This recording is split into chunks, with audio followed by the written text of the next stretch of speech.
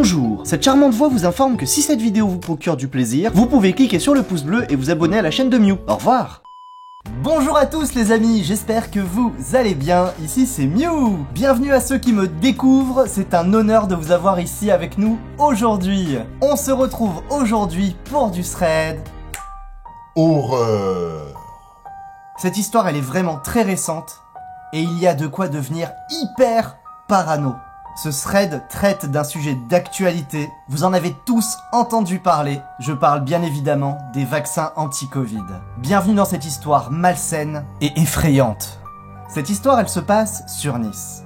L'un des plus beaux quartiers de Nice, l'un des plus bourgeois aussi. Il est connu pour sa particularité d'être surtout fréquenté par des personnes âgées, ou en tout cas à la retraite. Et cette histoire elle tombe pile au moment donné où les personnes les plus âgées peuvent se faire vacciner. Nous allons suivre cette histoire du point de vue du couple Fernandez. Un couple qui est à la retraite et pour qui la vaccination a été l'un des pires moments de sa vie. Bienvenue dans l'histoire des Fernandez.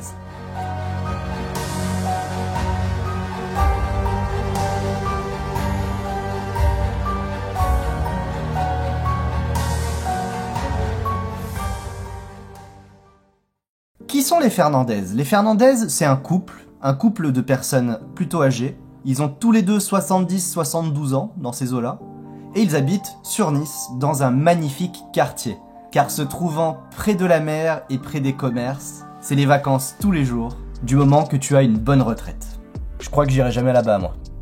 Aux infos, le couple apprend que la vaccination est ouverte pour les personnes fragiles ou qui ont leur âge. Et là, ils se posent la question d'est-ce qu'ils vont se faire vacciner. Se disant qu'il allait y avoir beaucoup de monde les premières semaines, ils décidèrent de reporter au plus tard possible la vaccination. 2-3 semaines plus tard, un beau matin, on toqua à leur porte. Victor, le mari, ouvrit la porte et tomba face à un homme et une femme, tous les deux en blouse blanche, avec un petit logo de la Croix-Rouge sur la veste. Les deux personnes se présentent comme faisant partie de la Croix-Rouge et que pour faciliter les vaccinations auprès des personnes les plus fragiles, il pouvait y avoir des vaccinations à domicile. Le mari les fait rentrer pour écouter ce qu'ils ont à dire en présence de sa femme et pendant 10-15 minutes, il leur explique comment ça pouvait se dérouler, que d'ici 2 jours, un infirmier pouvait passer pour les vacciner et qu'ils n'avaient juste qu'à être là à ce moment précis. Les deux membres de l'association leur disent que c'est fait par un infirmier expérimenté qui a l'habitude de faire des piqûres. Et que réellement, c'était le truc le plus confortable à faire. T'es à la maison, t'as rien à faire, quelqu'un vient pour te faire vacciner, c'est royal quoi. Le couple de retraités se dit pourquoi pas. Si le mec vient directement chez eux pour le faire, pourquoi se déplacer? C'est royal. Ils donnent leur accord pour le vaccin qui devait avoir lieu dans 2 jours, et les deux membres de l'association les remercient avec un grand sourire et sortent de l'appartement, accompagnés par le couple. 2 jours plus tard, comme convenu, à 8h30 du matin, on toqua de nouveau à leur porte. Il y avait l'infirmier en question, mais il n'était pas seul. Il y avait également une autre personne, mais tous deux étaient habillés en blouse d'infirmier. L'infirmier explique que c'est son stagiaire, qu'il est là pour 6 mois et que du coup il l'accompagne faire les vaccinations dans les alentours. Et le couple de retraités les invite à rentrer avec un grand sourire. Le mari demanda aux infirmiers s'ils voulaient boire un café. Ceux-ci répondirent que oui, et il alla dans la cuisine pour leur préparer du café. De la cuisine, il demanda « Vous voulez du sucre? 1 morceau, 2 morceaux ?» Les hommes répondirent « 1 sucre et 2 sucres pour moi s'il vous plaît !» Le mari resta 3-4 minutes dans la cuisine pour préparer les cafés. Et lorsqu'il sortit de la cuisine, tenant ses 2 tasses à la main, il se figea et fit tomber les 2 tasses à terre. Devant lui, sa femme était ligotée et bâillonnée sur le canapé, un pistolet pointé sur sa tempe, tenu par le plus jeune des 2 hommes, tandis que le plus âgé pointait une arme vers lui. Esquissant un geste comme quoi il ne fallait pas qu'il fasse de bruit, il lui demanda de se rapprocher, toujours sur la menace de l'arme. Le mari s'exécuta, et l'homme dit d'un ton glaçant « Nous allons vous attacher. Si vous ne criez pas que vous ne vous débattez pas, il ne vous sera fait aucun mal. Mais nous savons comment faire très mal. » L'homme se laissa ligoter en silence, regardant sa femme, qui était bâillonnée, ligotée sur le canapé, impuissante, et qui avait des larmes qui coulaient des yeux.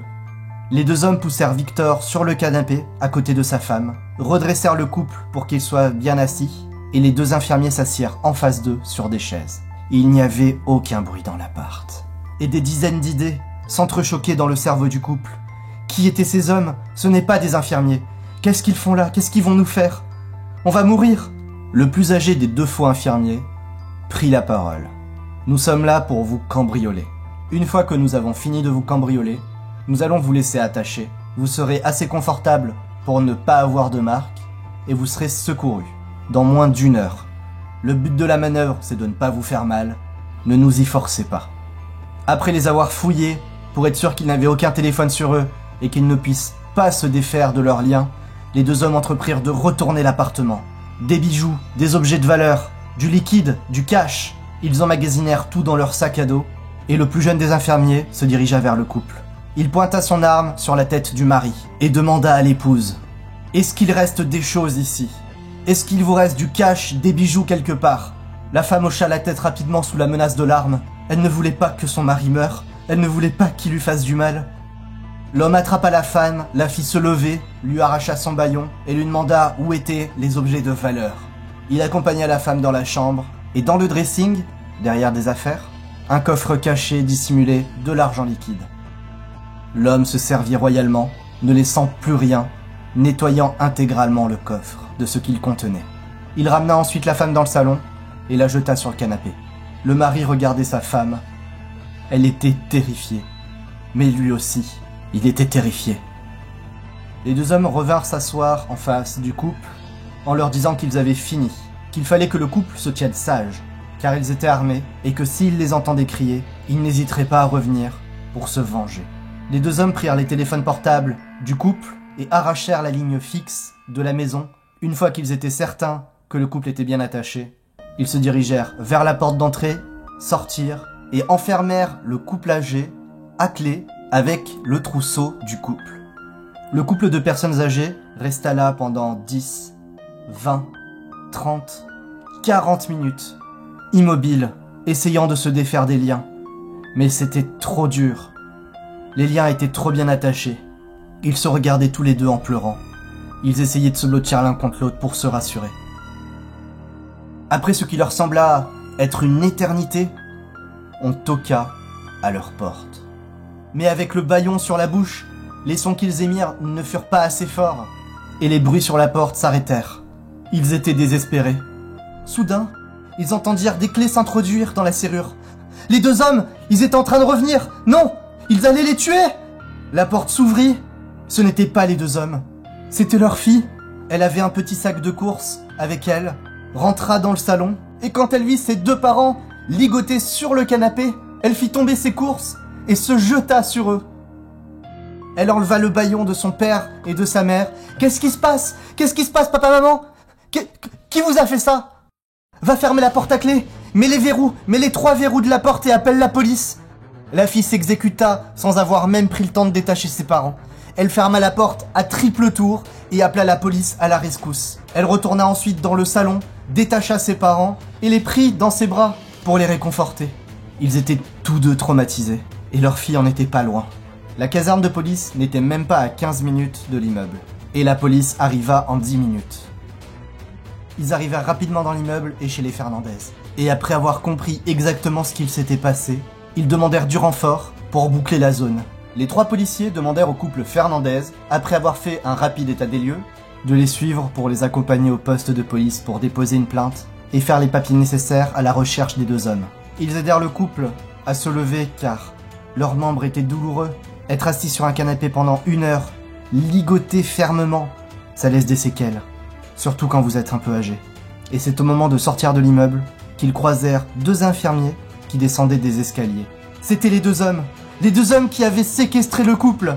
Les Fernandez n'eurent même pas besoin d'ouvrir la bouche. Les policiers sortirent leurs armes et braquèrent les 2 individus. Les 2 individus n'eurent pas le choix que de lever les mains.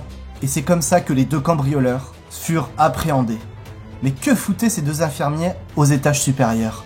Vous ne devinerez jamais. L'appartement des Fernandez était le 3e à s'être fait cambrioler, et les 2 hommes avaient cambriolé 5 autres appartements après. Si les policiers ne les avaient pas croisés à ce moment-là, ils auraient réussi leur coup. ils auraient vidé l'intégralité de l'immeuble, en silence, en moins d'1 h 30, en un temps record, et en séquestrant une douzaine de personnes. Je ne sais pas ce que vous en avez pensé, mais cette histoire elle m'a fait flipper comme pas possible. En fait ils peuvent se déguiser n'importe comment ces gens. Surtout que on n'en sait pas plus sur les 2 personnes qui sont venues préalablement. Les 2 personnes avec le symbole de la Croix-Rouge. C'était sûrement des complices du coup. Mais je n'en sais pas plus, et j'espère que vous avez apprécié l'histoire. En attendant une prochaine vidéo, prenez soin de vous, je vous fais des bisous, et je vous dis... Ciao!